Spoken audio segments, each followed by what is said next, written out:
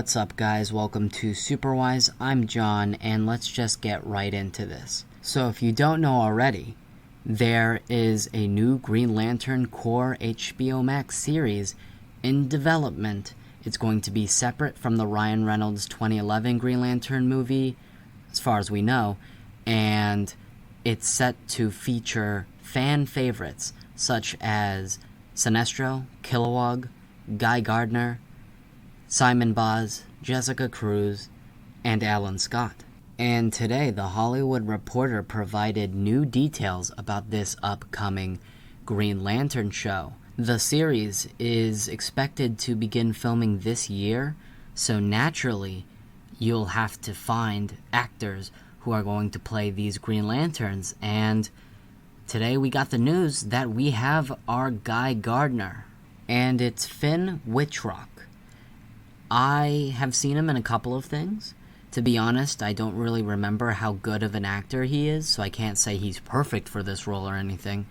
But what I can say is that he kind of looks like Guy Gardner. He looks like that type. All you have to do is dye his hair orange and you got Guy Gardner. I could definitely see him playing Guy Gardner. The Hollywood Reporter and a bunch of other Hollywood news sources are saying that Guy Gardner is going to be in a key starring role, if not the lead of the show, and I like that. I've always liked the Guy Gardner character. He's a pretty fun character, and the fact that he's going to be like the lead in this show, that's pretty cool, focusing on someone other than Hal Jordan. The Hollywood Reporter is also reporting that casting for Alan Scott will be announced shortly, since DC is closing a deal with this actor. Wonder who the actor is going to be. It'll be very interesting to see who it is. And there's a new synopsis for this show. And it's interesting because the synopsis for this show is being described as a story that spans decades and galaxies. It seems to me that Green Lanterns like Alan Scott and Guy Gardner will not meet up. I'm getting the feel from this synopsis that there are going to be individual stories that will be explored and connect to the larger Green Lantern mythos. Like in the synopsis, it reads that in the 1940s you have Alan Scott, but in the 1980s you have Guy Gardner. So it seems like this show will explore eras. You'll have Alan Scott and his story, but then years later we'll see a separate story set in the 1980s with Guy Gardner, and I think that's a really interesting tactic to explore the different Green Lanterns, and I think that setup is kind of cool. Hal Jordan and Jon Stewart are not confirmed for this show, and it's been heavily rumored that they're not a part of the series at all, because DC wants to save those two big A-list Green Lanterns for a movie. And I like that idea. I don't want them to be in this show. I want them to debut in a feature-length movie because they're A-list Green Lanterns. They're the most recognizable and big Green Lanterns that belong on the big screen. I still really want Jeff Johns' pitch for a Green Lantern Corps movie to happen. I think it'd be so fun and thrilling to have a Lethal Weapon style buddy cop space adventure with Jon Stewart and Hal Jordan. I just think that'd be great. So I like how this show is focusing on other awesome Green Lanterns besides Hal Jordan and Jon Stewart. I want to be excited for this show, and a part of me actually is, because I just love the Green Lantern brand, the characters. It's all so fun, and I just love the power set.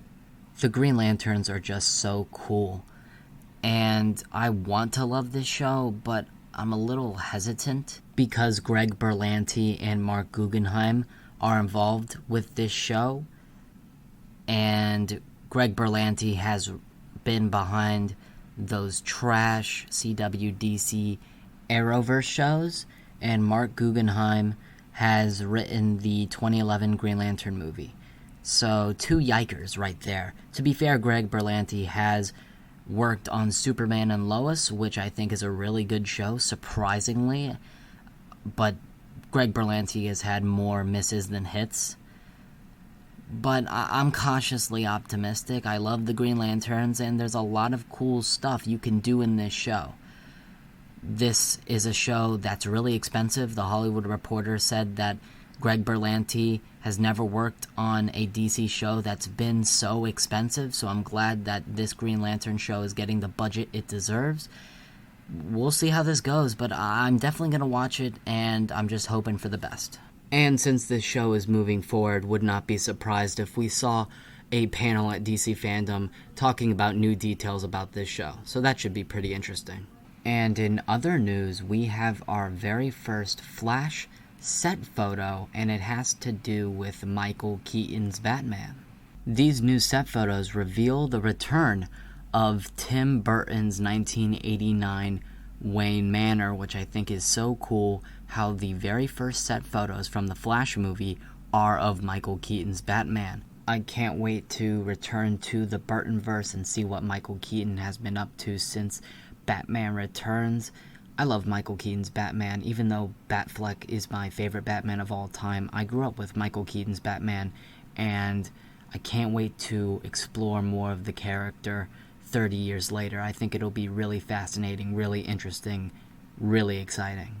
But that was the video. Tell me in the comments down below, are you excited to see Michael Keaton return as Batman in the Flash movie? I am. And what do you think of this Green Lantern HBO Max series? Are you excited to see Guy Gardner? Are you excited for the show in general? Are you not excited? Tell me in the comments down below.